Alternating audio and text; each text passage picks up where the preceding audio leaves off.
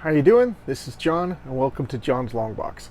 Today I'm doing a bizarre video because, like a stupid person, I got into a discussion with somebody on Twitter about the new Shang Chi movie. Now, full disclosure, I haven't seen the movie yet. I'm planning on going to see it. I don't need to go rush out on the first opening night of a movie to enjoy a movie. In fact, I like it a couple weeks later if I could avoid spoilers and a non-crowded theater, and and just enjoy the movie. So that's what I'm planning on doing. Maybe this weekend, maybe the following weekend. So I've been hearing people talk about the character Shang-Chi in the movie, and this is just my thoughts on Shang-Chi.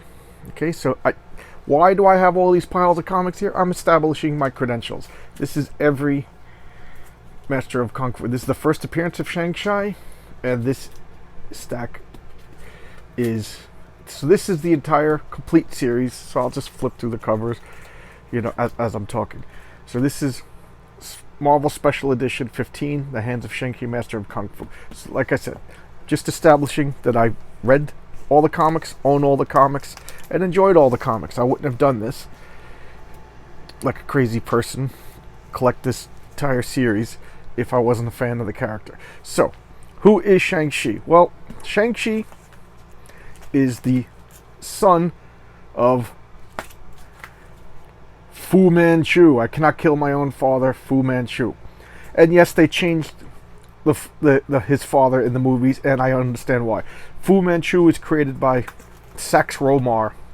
I'm not sure if it was in the 1910s, the 20s, or the 30s, but almost 100 years ago. And the Sax Romar estate always wants a phenomenal kickback to use the name Fu Manchu, to the point where I think if they lowered their, I'm not a great businessman. That is just me moving comics around. If they lowered their demands, they'd probably make more money. But what do I know? I'm just a lunatic with stacks of comic books.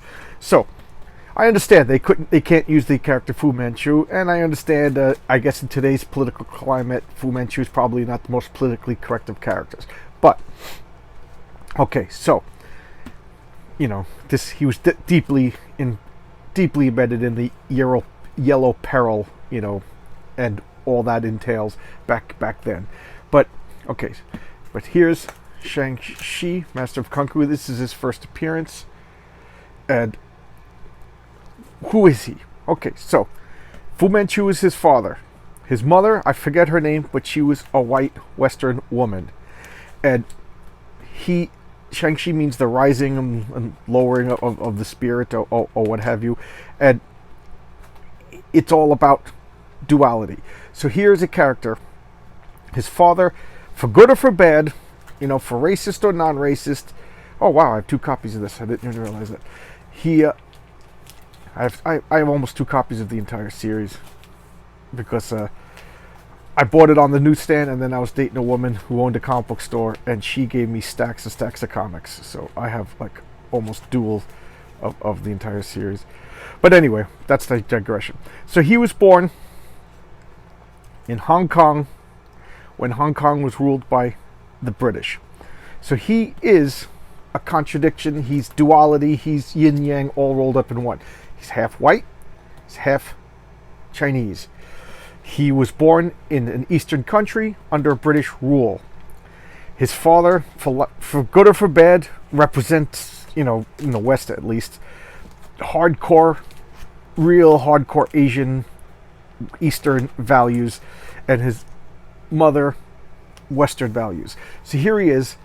He's born in conflict. He's born of duality. He's born of 2 worlds. So he was torn from the beginning.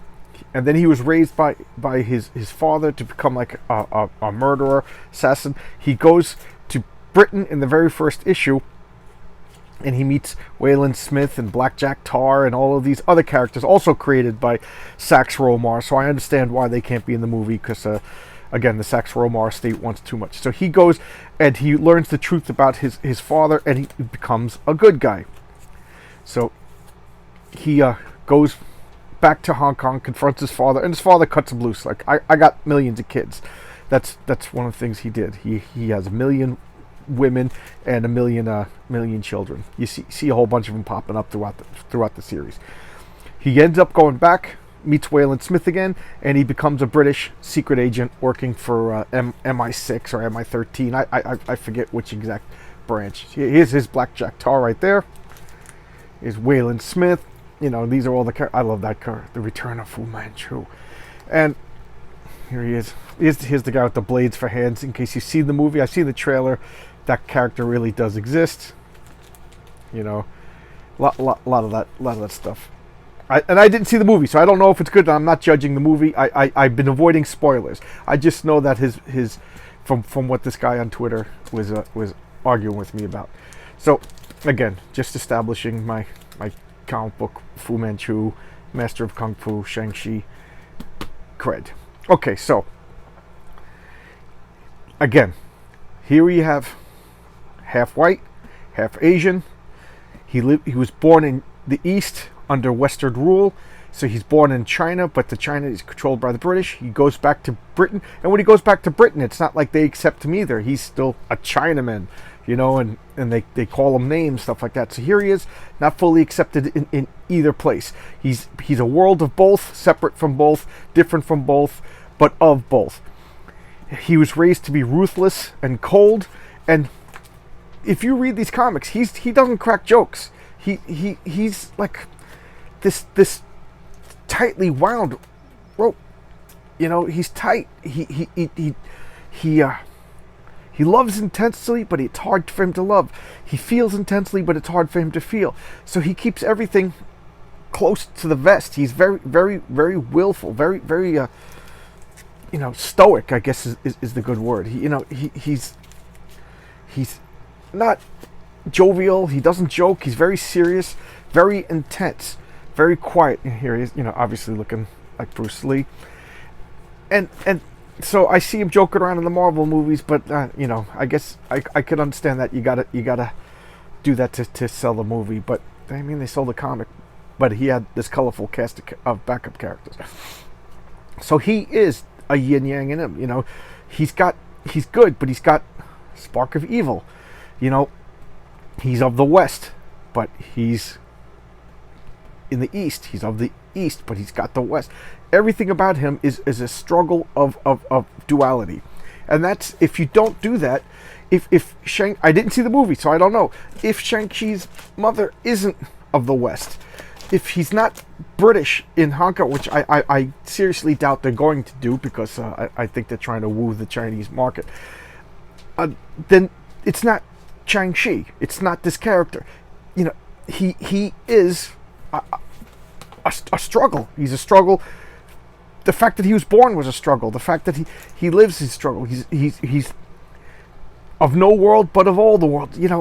And to make him a full Chinese character, to me, is they're missing what makes him stand out. What makes him a different character.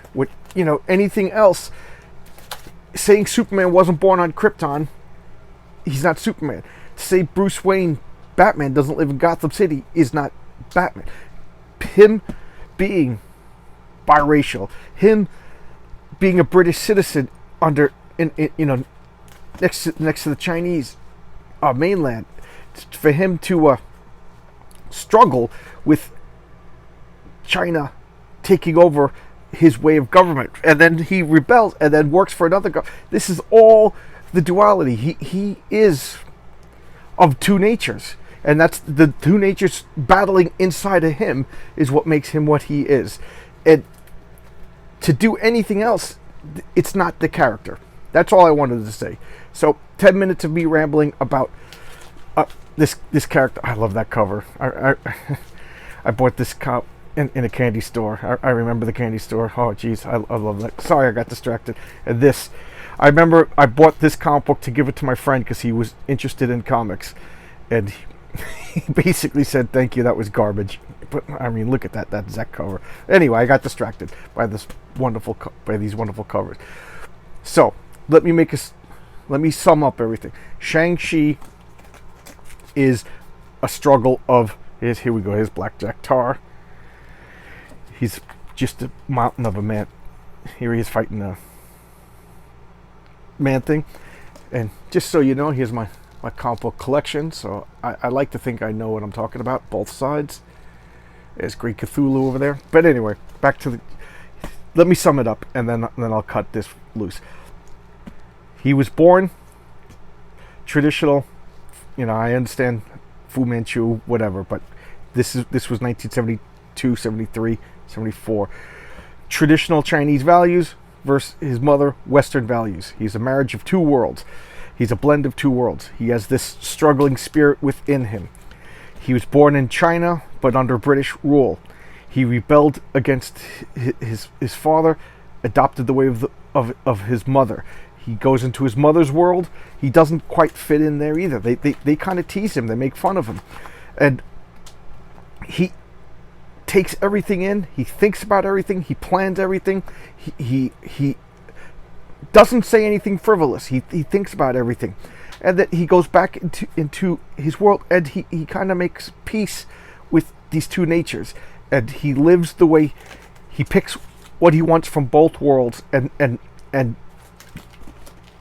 lives in harmony with that. And that is Shang-Chi. He's personification of duality. If you take that away from him, you do not have this character. You have generic kung fu hero. And there you go. That's all I want to say about this. Let me know if you like just my thoughts on a character rather than showcasing a specific comic. I've already showcased this in one of my first videos, but again, I'm just taking out all these comic books because I know people are going to be like, well, what do you know about the character? Well, more than you. There you go. I said it bluntly, but that's the truth. And then over here, I got my Deadly Hands of Kung Fu comics, magazines, if you want to see that. Here you go. Deadly Hands of Kung Fu, Deadly Hands of Kung Fu, Dragon Magazine, Deadly Hands of Kung Fu. So there you go. I got everything Shang-Chi. All right. Thank you for your time. I appreciate it. And I will be posting this in the Twitter thread, and I'll put a link to the Twitter thread so you can see what inspired this reaction video. So thank you very much. Enjoy your day. Bye bye.